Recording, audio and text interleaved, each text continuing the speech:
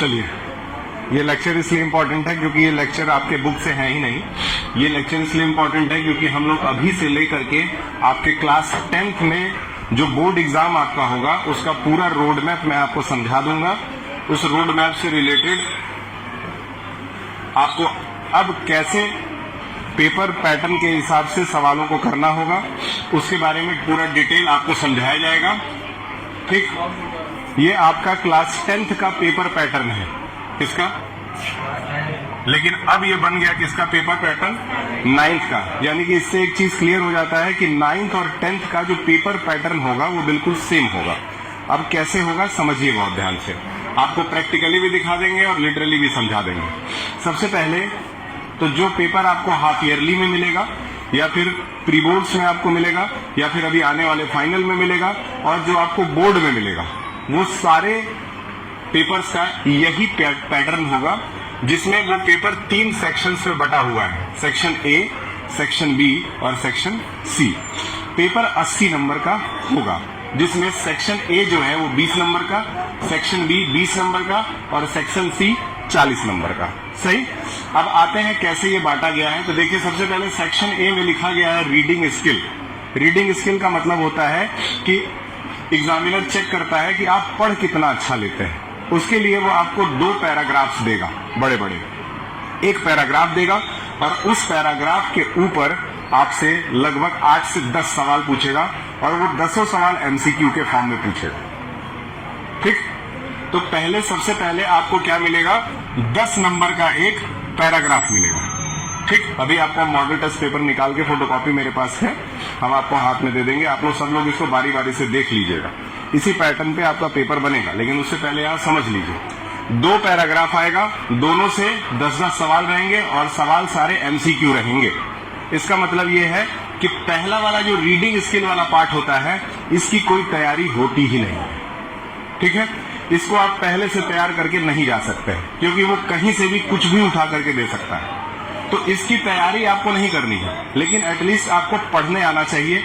पढ़ करके रीडिंग अपना डेवलप करिए। रोज किताबें पढ़ेंगे तो फिर धीरे धीरे नए नए वर्ड्स की मीनिंग जब जानेंगे तो वो आपको उस एग्जाम में काम जरूर आएगा। दूसरे पार्ट पे आते हैं। दूसरा पार्ट जो है वो 20 नंबर का है, जो ग्रामर स्किल वाला है, ग्रामर एंड राइटिंग स्किल। इस ग्रामर और राइटिंग स्किल में आपको 10 फिल इन द ब्लैंक्स पूछे जाएंगे। सबसे पहले क्या पूछे जाएंगे? 10 फिल इन द ब्लैंक्स पूछे जाएंगे। ठीक, टोटल 12 पूछे जाएंगे, लेकिन 12 में से आपको 10 करना रहता है और ये 10 जो है एमसीक्यू के फॉर्म में ही पूछा जाता है, तो इसलिए ये भी आपके लिए आसान हो जाता है। ठीक, अब ये जो है बेसिकली ये ग्रामर के ऊपर ही बेस्ड रहता है, जिसमें कुछ वर्ब पूछेगा, आर्टिकल पूछेगा, टेंसेस पूछेगा, हल्के फुल्के, बहुत जाके डीप नहीं पढ़ना है। उसके बाद ग्रामर और राइटिंग स्किल में दूसरा काम जो पूछेगा वो पूछेगा क्या? लेटर। 2 लेटर दे देगा, उसमें से आपको 1 लिखना रहेगा। कोई बड़ी बात नहीं, आराम से लिख लेंगे। उसके बाद तीसरा जो है वो एनालिटिकल पैराग्राफ पूछता है। वो एनालिटिकल पैराग्राफ का मतलब क्या है कि आपको कोई भी एक केस स्टडी दे देगा, कहीं का एक फोटो खींच करके दे देगा, कहीं का कोई ग्राफ बना करके दे देगा, आपको इस तरह से एक बार ग्राफ बना देगा कि इधर नंबर ऑफ वुमेन्स ले लीजिए और इधर ले लीजिए एजुकेटेड वुमेन्स, और फिर इन दोनों का इस तरीके से ग्राफ बना दिया और पूछेगा कि इस ग्राफ को पढ़िए और इस ग्राफ को पढ़ने के बाद इस ग्राफ को देख करके जो आप समझे हैं उसको 100 शब्दों में लिख दीजिए। तो इसको कहते हैं एनालिटिकल पैराग्राफ। ठीक है, तो इस तरीके से ये पार्ट आपका 20 नंबर का बनता है। ठीक, तो 20 और 20 40 समझ में आ गया। और तीसरा जो है वो सबसे आसान पार्ट है, जो कि आप डेली यहाँ आकर के मेरे से पढ़ते हैं कावेरी में। ठीक है, उससे 40 नंबर का वो क्वेश्चन आंसर पूछेगा। क्वेश्चन आंसर वो किसी भी चैप्टर से कुछ भी पूछ सकता है। कोई जरूरी नहीं है कि आप जो यहाँ पढ़ रहे हैं वही सेम क्वेश्चन आंसर आए। उस चैप्टर से जरूर आएगा, लेकिन वो सेम नहीं हो सकता है, कुछ भी हो सकता है। लेकिन जो बच्चा चैप्टर पढ़ा है और उसको आंसर्स बना करके लिखने आता है, वो आराम से इस पार्ट को कर सकता है। तो इसका सीधा मतलब हो गया कि आपको तैयारी बेसिकली इसकी तो करनी ही नहीं है, इसकी तो कोई तैयारी है नहीं। इसकी तैयारी तो आप डेली करते हैं क्योंकि डेली आप चैप्टर पढ़ रहे हैं, तो आपको मतलब चैप्टर का समझ में आ रहा है। ठीक, बच गया आपका ये वाला पार्ट। तो इस वाले पार्ट को ही हम लोग अच्छे से तैयार करेंगे ग्रामर वाले पोर्शन में। इसके लिए आपको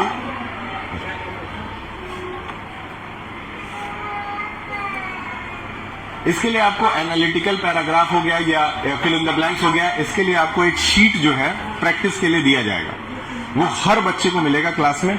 ठीक, मंडे से मिलना शुरू हो जाएगा आपको। यहीं पे आप उसको सॉल्व करेंगे और यहीं सॉल्व करके यहीं पे आप उसको सबमिट करेंगे।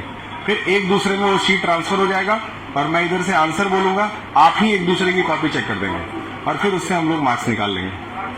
समझ में आया? तो ये आपका पेपर पैटर्न है, यही आपका पेपर है। ये 2026 का आपका बोर्ड का जो पेपर है ये यही है और इसी तरह का पेपर आपका आएगा। आप बारी बारी से इस पेपर को देख सकते हैं।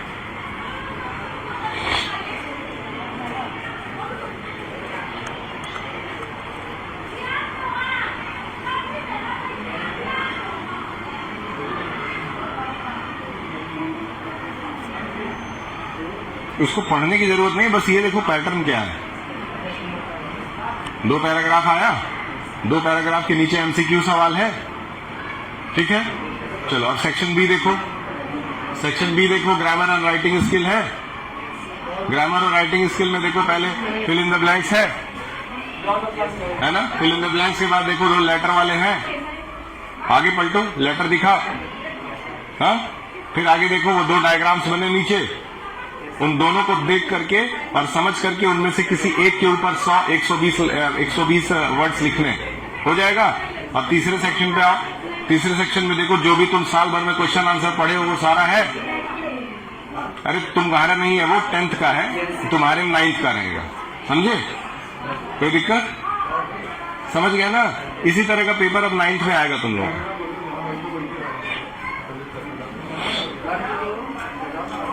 शुरू का 20 नंबर एमसीक्यू है।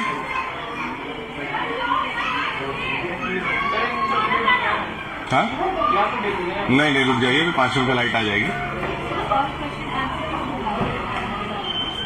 हाँ,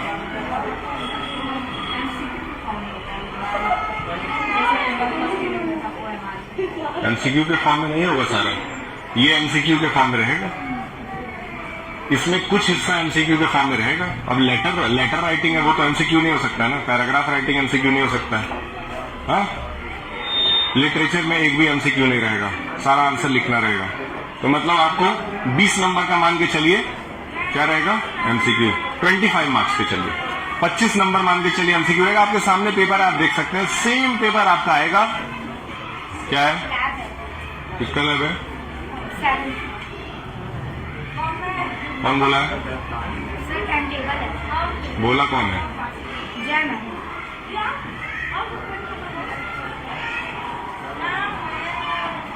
लैब है, बहुत अच्छी बात है। इंग्लिश की बुक लेके आइए, जाइए।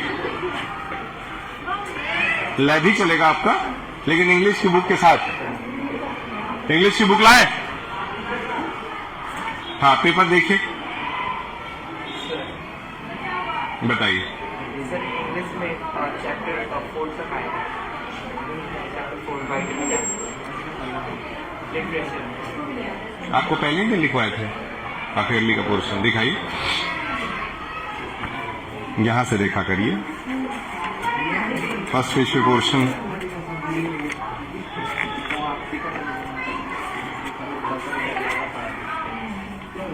हाँ, विटामिन एम जो है यही आपका लास्ट है। 10 अगस्त के पहले आपका पोर्शन कंप्लीट कर देंगे, उसके बाद से डेली आपको हम बुलाएंगे नहीं। यहाँ पे मेरे पास बहुत काम है, वो सारा काम करेंगे। आप लोग अपना रिवीजन करेंगे, बीच बीच में इस तरह के मॉडल टेस्ट पेपर्स को सॉल्व करने के लिए सिर्फ आपको क्लास में बुलाएंगे।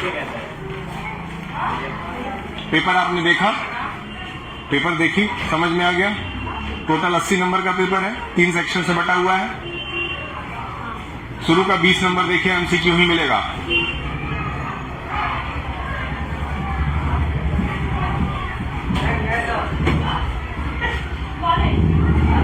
ये पेपर देख करके आपको एक चीज समझ में आ गया कि जो बचपन से नाउन, प्रोनाउन, एडवर्ब, एडजेक्टिव ये सब आप रखते थे, विल के साथ सेल लगता है, सेल के साथ ही लगता है, ये सब A to Z बिल्कुल इसका कहानी खत्म कर दी। अब ये सबों की कोई जरूरत नहीं, बस ग्रामेटिकल स्किल, मतलब कि सेंटेंस पढ़िए, सेंटेंस के साथ आपका ऑप्शन है, जो वर्ड मैच कर रहा है फिट करिए, बात खत्म। वही अभी बता रहा, देखो दो तुमको डायग्राम्स नजर आ रहे हैं, उस डायग्राम को ध्यान से देखो, उस डायग्राम में क्या दिखाया गया है, ठीक है, समझाते हैं। लाइए देखिए, पहला डायग्राम दिखाते हैं आपको। पहला डायग्राम जो है उसमें पढ़ते हैं, कह रहा है 2 बार graphs below shows the number of books borrowed from the central library during the month of January to April by the students and teacher। ठीक है, कह रहा है कि इसमें हर बार ग्राफ में जनवरी में देखिए 2 लाइनें हैं, इसमें पता चल रहा है देख करके, एक लाइन जो है वो स्टूडेंट्स के लिए है और एक लाइन जो है वो टीचर के लिए है। ठीक है, तो जनवरी का महीना अगर देखा जाए तो जनवरी के महीने में बच्चों ने ज्यादा किताबें ली हैं, टीचर्स ने उससे कम ली हैं। ठीक, फिर अगले फरवरी में आते हैं तो बच्चों ने बहुत ज्यादा किताबें ली हैं टीचर्स के कंपैरिजन में, अगले महीने में और ज्यादा, फिर और ज्यादा, और लास्ट महीने में यानी अप्रैल के बाद का तो कुछ दिया नहीं है। तो इसको आप देख करके आपको आइडिया क्या लगता है? इसको देख करके आइडिया ये लगा, जहां तक हमको समझ में आया, कि सेंट्रल लाइब्रेरी से बच्चे और टीचर्स दोनों किताबें लेकर के पढ़ सकते हैं। पहली चीज जो हमको समझ में आ रही है, ठीक, हर महीने, और ये 4 महीने का हिसाब किताब है, और इस हर महीने में मुझे एक चीज नजर आया कि हर महीने में टीचर्स के कंपैरिजन में बच्चे ज्यादा किताबें पढ़ रहे हैं। सही है, लेकिन मुझे ये भी समझ में आया कि टीचर्स भी सेंट्रल लाइब्रेरी से किताबें ले जाकर के पढ़ते हैं। समझ में आया? तो टीचर्स भी पढ़ रहे हैं, बच्चे पढ़ रहे हैं। कंपैरेटिवली देखा जाए तो बच्चे थोड़ा सा ज्यादा ले जाकर के पढ़ रहे हैं। क्यों ज्यादा पढ़ रहे होंगे बच्चे? क्योंकि उनके रिक्वायरमेंट्स थोड़े ज्यादा होंगे, उनको नोट्स बनाना रहता होगा, क्लास में उनके लेक्चर चलता होगा तो उनसे ग्रुप डिस्कशन होता होगा। तो इस तरीके से जो भी आपको इस पैराग्राफ को, इस ग्राफ को देख करके समझ में आता है, उसको आपको इसमें लिख देना है। कितने वर्ड्स में लिख देना है ये भी बता देते हैं, 120 वर्ड्स में। अगला ग्राफ देखिए, अगला ग्राफ पढ़ते हैं। लिखा है स्टडी द पाई चार्ट। ये एक पाई चार्ट दिया हुआ है, मैथ्स में बताया जाता है। उसमें लिखा हुआ है below which shows the teenager spend there free time in the city. Teenagers मतलब 13 से लेकर के 19 तक एज के जितने भी बच्चे हैं वो फ्री टाइम में क्या करना पसंद करते हैं। देखिए लिखा हुआ है 40% सोशल मीडिया चलाते हैं, 15% लोग किताब पढ़ना पसंद करते हैं, 20% टीवी देखना पसंद करते हैं और 25% लोग स्पोर्ट्स खेलना पसंद करते हैं। ये चार्ट देखें। अब हमको, अगर हम आपकी जगह रहते तो हम क्या लिखते? हम सबसे पहले लिखते किस पैराग्राफ में क्या, इस डायग्राम को देख करके इंफॉर्मेशन क्या क्या मिल रहा है, और उसके बाद हम लिखते कि सबसे ज्यादा बच्चे जो हैं वो सोशल मीडिया का इस्तेमाल कर रहे हैं, यानी कि सोशल मीडिया का प्रभाव सबसे ज्यादा बच्चों